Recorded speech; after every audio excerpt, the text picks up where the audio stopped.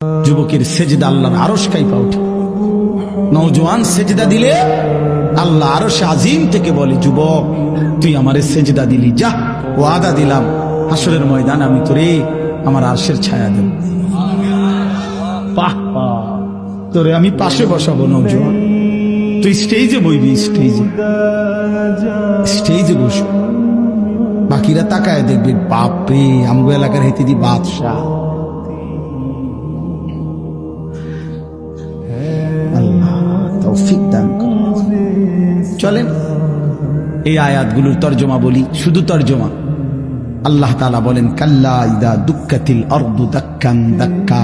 বান্দা শুনো, যত লাফালাফি ফালাফালি করো মনে রাখো তুমিও একদিন থাকবা না, পৃথিবীও একদিন থাকবে না। এই গোটা জমিন আমি আল্লাহ তাআলা চূর্ণ বিচূর্ণ করে ফেলব, সব শেষ করে ফেলবো। আসমান জমিন চন্দ্র সূর্য সব শেষ করে ফেলবো।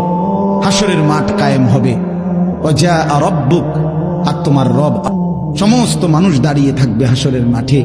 তোমার রব আল্লাহ হাসরের মাঠে আগমন করবেন। ওয়াল মালাকু সাফফান সাফফা, কোটি কোটি ফেরেশতা হাসরের ময়দানে সারিবদ্ধভাবে দাঁড়াবে।